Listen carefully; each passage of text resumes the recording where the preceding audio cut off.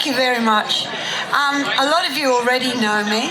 My name's Anne Rutherford. A lot of you know me as Anne O'Boyle because that's what I was for many years. And sometimes when I'm walking down the street, people still say, "Hello, Anne O'Boyle." I go, "Oh, hi, how are you doing?" Anyway, I'm here to introduce the Cooma Harmony Chorus, but also I've been asked to give a bit of backstory on the settlers themselves. And so, like many of you, Ulick and I came as immigrants. We arrived here in 1962, and we made our way up here in the middle 60s. And Ulick wrote his first song, Jindabyne Farewell, when we were living in Percy Harris's house in Jindabyne. And Percy came round to get the rent one day and told me that he was very sad about the Jindabyne Lake coming up over his land, and particularly sad about a big tree that his dad had planted for him, and he took me out and showed me it. When Ulick came home from the tunnel from night shift that night, I told him about Percy's story, and he wrote the very first song of many, Jindabyne Farewell, which from then on, I think he wrote songs about all of the experiences, people he met, things he did up here in the snowy, across all the tunnels and dams that we worked on. We met a bloke called Peter Barry, and Peter, Ulick and I called ourselves the settlers. We called ourselves the immigrants to begin with, but then we didn't like that so much, so we called ourselves the settlers, and we sang around the pubs and clubs and sometimes ski lodges around the area here. We sang for probably over a year before one of our mates said, "Why don't you send a tape up to a recording company? These songs are good, people should hear them." And we went, "Oh." Anyway, we sent a tape off. And about 3 months perhaps later, a telegram came to the house from RCA that said, "Ring Ron Wills at RCA, re-contracts." Well, Ulick thought, come on, this has got to be a joke from one of our mates. But anyway, we all trooped down to the public telephone box on Sharp Street. I don't know if it's still there. And we phoned the number that was on the telegram. And we watched Ulick, and he slammed the phone down. We thought, what's going on? And he stumbled out and made his way into the Prince of Wales, where we followed him. And he said, "It's them. It's bloody RCA." And we all thought, oh, golly, now what do we do next? Anyway, you know what we did next.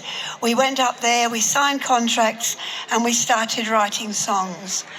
The first album was the Songs of the Snowy Mountains that Ulick and Peter and I sang on.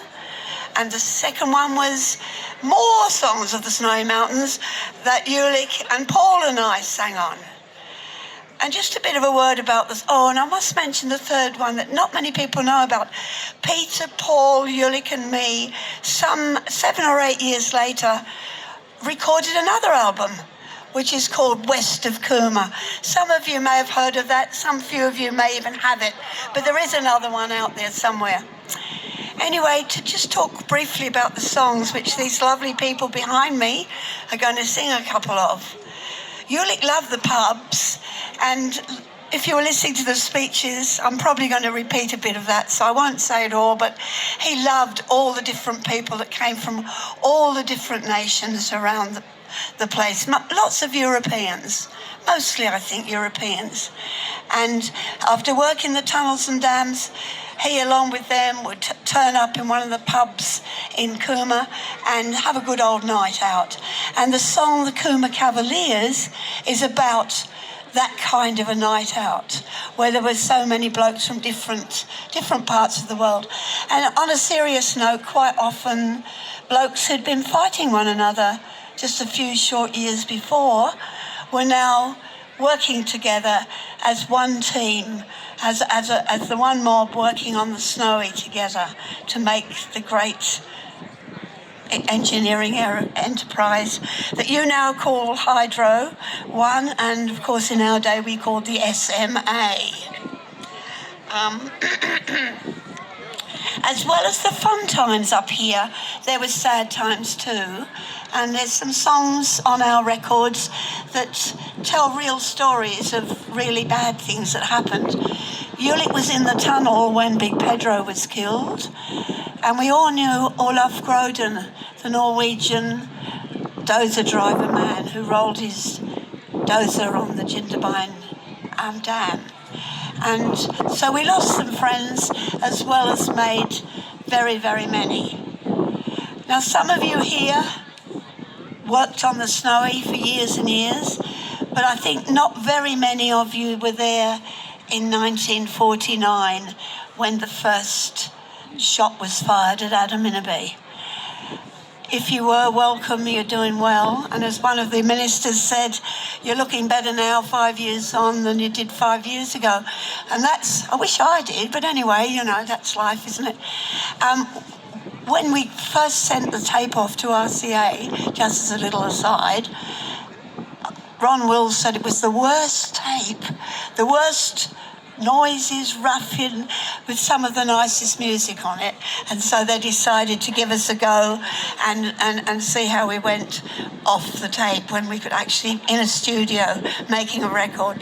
So that was good fun. The words for 1949 came from two sources. Frank Rodwell, our friend Frank, told us lots of stories. He'd arrived here in 1950, and he knew a lot of stuff that had gone on. And also Sir William Hudson, Bill Hudson, met up with Ulick and told him stories as well. And Ulick put these stories down in the song that's on one of our albums called 1949. And we're here today to celebrate 1949. And I'd like to end by saying a few words from 1949 before I hand you over to the Cooma Harmony Chorus.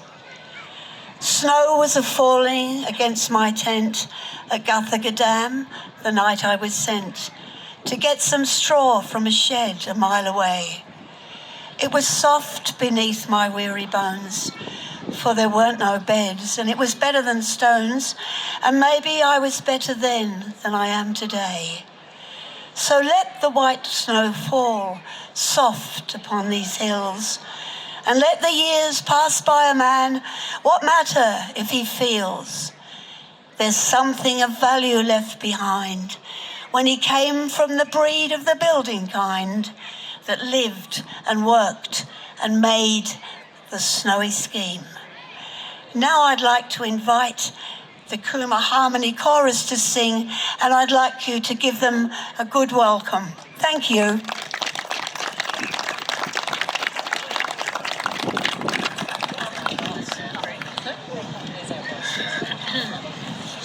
Thank you, Anne. Thank you. Thank you, Anne. That was lovely. Wonderful introduction. My notes. So a warm welcome to you all on the 70th anniversary. We feel quite honored to sing for you today. Our first song is Jindabyne Farewell. I have written the Settler's Song by Ulick O'Boyle, but you know that. It evokes the regret some felt when old Jindabyne was flooded back in the 60s.